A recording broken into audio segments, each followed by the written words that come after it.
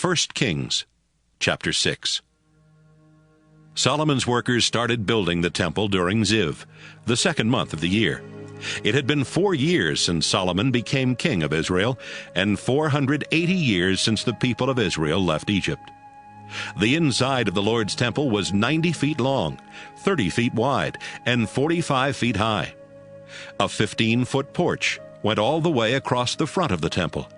The windows were narrow on the outside, but wide on the inside. Along the sides and back of the temple, there were 3 levels of storage rooms. The rooms on the bottom level were 7.5 feet wide.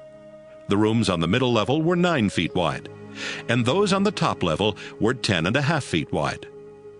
There were ledges on the outside of the temple that supported the beams of the storage rooms so that nothing was built into the temple walls. Solomon did not want the noise of hammers and axes to be heard at the place where the temple was being built, so he had the workers shape the blocks of stone at the quarry. The entrance to the bottom storage rooms was on the south side of the building, and stairs to the other rooms were also there. The roof of the temple was made out of beams and cedar boards. The workers finished building the outside of the temple.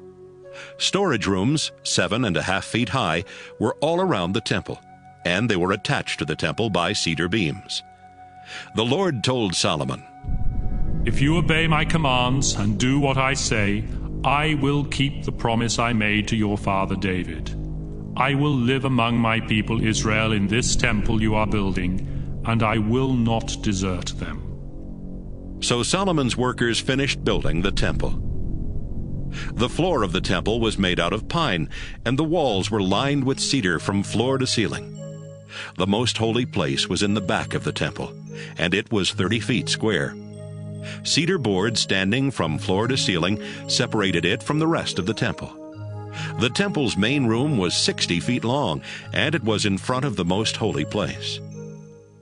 The inside walls were lined with cedar to hide the stones, and the cedar was decorated with carvings of gourds and flowers. The sacred chest was kept in the most holy place. This room was 30 feet long, 30 feet wide, and 30 feet high, and it was lined with pure gold. There were also gold chains across the front of the most holy place.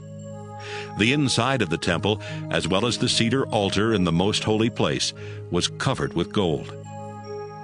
Solomon had 2 statues of winged creatures made from olive wood to put in the most holy place. Each creature was 15 feet tall and 15 feet across. They had 2 wings, and the wings were 7.5 feet long. Solomon put them next to each other in the most holy place.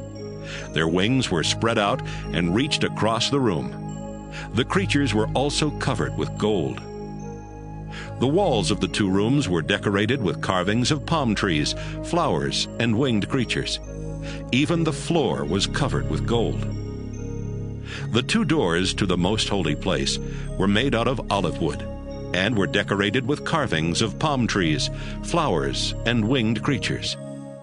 The doors and the carvings were covered with gold. The door frame came to a point at the top. The 2 doors to the main room of the temple were made out of pine, and each one had 2 sections so they could fold open. The door frame was shaped like a rectangle and was made out of olive wood. The doors were covered with gold and were decorated with carvings of palm trees, flowers, and winged creatures. The inner courtyard of the temple had walls made out of 3 layers of cut stones with 1 layer of cedar beams. Work began on the temple during Ziv, the second month of the year, 4 years after Solomon became king of Israel. 7 years later, the workers finished building it during Bul, the 8th month of the year. It was built exactly as it had been planned.